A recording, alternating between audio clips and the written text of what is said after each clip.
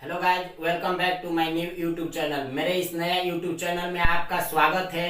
आप मेरे साथ जुड़े हुए हैं, इसके लिए धन्यवाद। आइए टाइम वेस्ट न करते हुए टॉपिक पे चलता हूँ। आज शासक पृथ्वीराज चौहान और गजनी का सुल्तान मोहम्मद गौरी, इन दोनों की कहानियां मैं आज बताऊंगा। ये इतिहास का चैप्टर है, इतिहास की प्रश्न है, इसलिए आप लोग इस वीडियो को अंत तक देखिए, ध्यान से देखिए। अगर आवश्यकता पड़े तो कॉपी कलम उठा के टॉपिक को नोट भी करते चलिए। और अच्छा लगे वीडियो तो लाइक और सब्सक्राइब करना ना भूलिए, ताकि मेरा मनोबल बना रहे। ऐसे ऐसे वीडियो आपके समक्ष लाता रहूं। और कमेंट बॉक्स में कमेंट भी कीजिए। देखिए मेरे दोस्तों, दिल्ली का शासक पृथ्वीराज चौहान जो है, ये बहुत वीर राजा थे। बहुत ही कहे तो कौशल वाले राजा थे। इनमें बहुत गुण था, युद्ध करने की बहुत नियम जानते थे, बहुत तरीके जानते थे। और गजनी का सुल्तान मोहम्मद गौरी, गजनी का सुल्तान मोहम्मद गौरी भारत में आया सुल्तान है। यहाँ का एक शब्दों में कहें तो लुटेरा भी हो सकता है।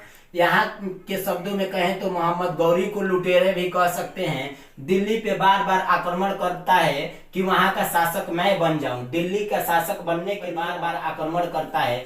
एक बार युद्ध हो रहा था, युद्ध में मोहम्मद गौरी क्या हुआ कि बंदी बना लिए गए पृथ्वीराज चौहान के हाथों। पृथ्वीराज चौहान बंदी बना लिए, मोहम्मद गौरी को बंदी बना लिए। तो सभा में जब बैठा हुआ था मोहम्मद गौरी, तो सिर झुकाए बैठा था।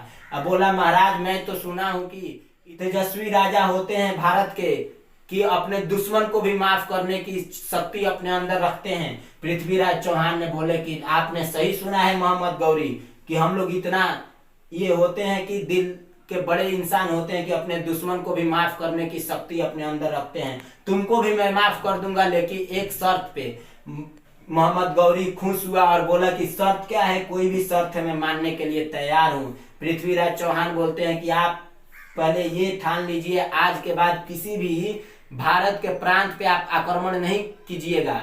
अगर आप आक्रमण कीजिएगा तो फिर दोबारा मैं माफ नहीं कर सकता हूँ।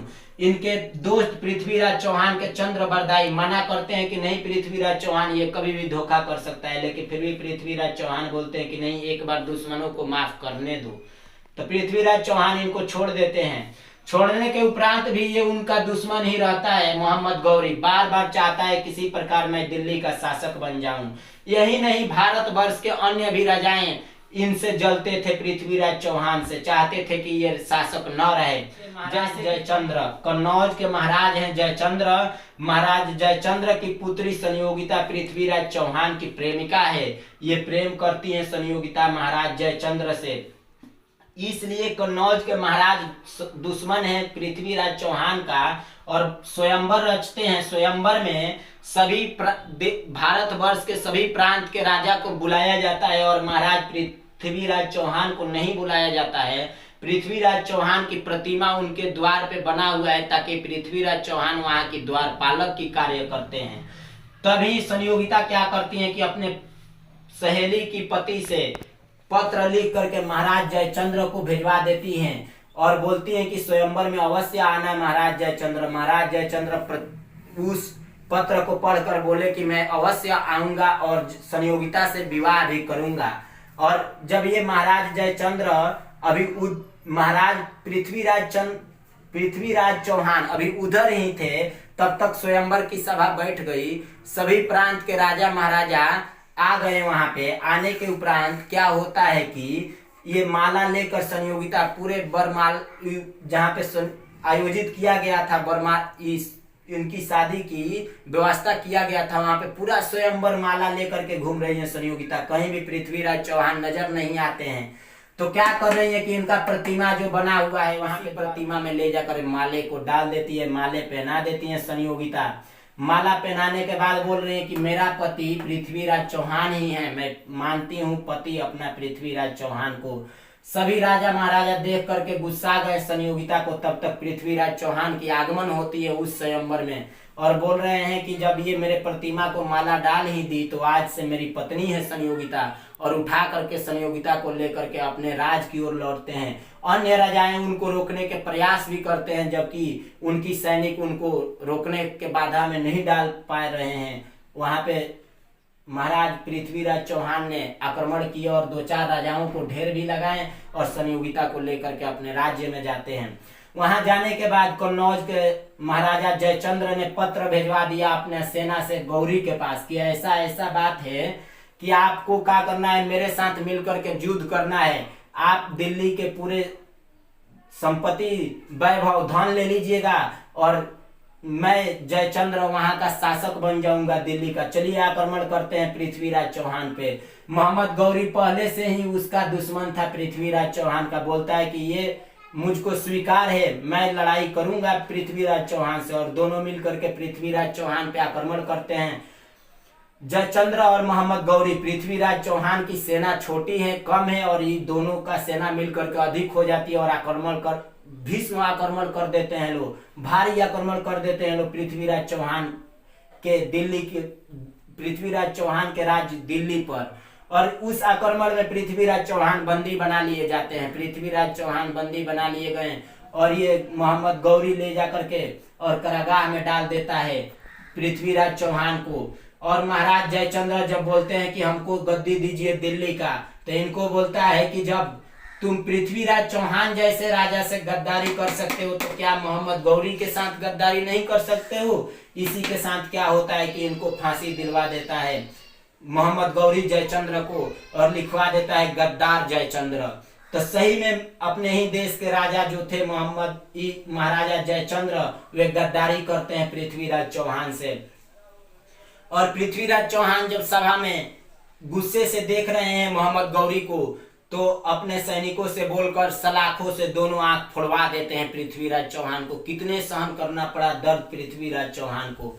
दोनों आंख जब फोड़वा देते हैं तो अंधे हो जाते हैं पृथ्वीराज चौहान। और पृथ्वीराज चौहान के मित्र चंद्रबरदाई जो कि हैं, वे पहुंच जाते हैं वहां पे मोहम्मद गौरी के दरबार में और पहुंचकर बोलते हैं कि मैं अपने दोस्त के साथ जीता हूं और मरूंगा भी तो अपने दोस्त के साथ। और वहां पे चंद्रबरदाई रहते हैं। एक ही साथ दोनों आदमी को कारागाह में डाल दिया जाता है। एक दिन की बात है कि उनकी सेनापति सैनिकों ने सब उनके कारागाह के पास बात कर रहे थे कि आज पूरे वीर लोगों इकट्ठे होंगे, अपने अपने धनुर्विद्या को प्रदर्शित करेंगे राजा के सामने। तो चंद्रबरदाई ने बोला उन सैनिकों से कि जाकर बोल दो मोहम्मद गौरी से कि चंद्रबरदाई आपसे मिलना चाहते हैं। मोहम्मद गौरी बोला कि चंद्रबरदाई की आगमन होने दीजिए। चंद्रबरदाई जाता है मोहम्मद गौरी के पास। मोहम्मद गौरी बोलता है बोलिए चंद्रबरदाई। चंद्रबरदाई ने बोला कि मेरा मित्र पृथ्वीराज चौहान भी उस वीरों के साथ युद्ध में शामिल होगा। मोहम्मद गौरी जो है जोर जोर से हंसने लगा, बोलने लगा कि धनुर क्या चलाएगा, धनुर्विद्या क्या अब उसके पास है, जब मोहम्मद पृथ्वीराज चौहान की दोनों आंख ही हम फोड़ दिए हैं। चंद्रबरदाई ने बोला कि अगर वे हार जाएंगे तो आप क्या कीजिएगा कि मुझको फांसी दे दीजिएगा, मुझे कारागाह में रखिएगा या जो मर्जी मुझको कीजिएगा। मोहम्मद गौरी बोलता है कि आपका प्रस्ताव स्वीकार है, आप तैयार कीजिए पृथ्वीराज चौहान को। चंद्रबरदाई तैयार कीजिए कि वे युद्ध के लिए तैयार हो और आए युद्ध में। पृथ्वीराज चौहान जेल में ही चंद्रबरदाई पृथ्वीराज चौहान को जेल में ही सभी बातों का ज्ञान दे देता है। और जब उस रणभूमि में जाते हैं तो पृथ्वीराज चौहान को चंद्रबरदाई इंगित करते हुए बोलते हैं कि हे पृथ्वीराज चौहान, कमान बांध है अंतिम अवसर यही एक।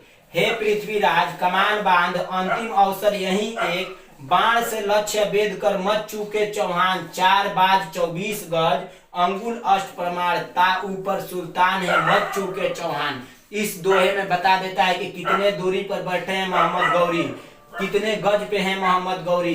पृथ्वीराज चौहान को इंगित करते हुए बताते हैं और पृथ्वीराज चौहान अपना कमान और तीर उठाता है और पृथ्वीराज मोहम्मद गौरी को ढेर कर देता है। ढेर करने के उपरांत पृथ्वीराज चौहान को चंद्रबरदाई अपने हाथों से चाकू मार देता है और इनकी भी हत्या कर देता है, अपने को भी मार लेता है, ताकि दोनों आदमी को कोई कठिन प्रकार से मौत ना दिया जाए। इसलिए दोनों आदमी अपने ही से अपने मौत को स्वीकार करते हैं। इस कमेंट बॉक्स में कमेंट भी करते रहिए मेरे दोस्तों, और मेरे अगला वीडियो के लिए डिस्क्रिप्शन में लिंक दिया हुआ है, जाकर के देख सकते हैं। धन्यवाद आप लोग जितने लोग मेरे इस यूट्यूब चैनल के साथ जुड़े हुए हैं।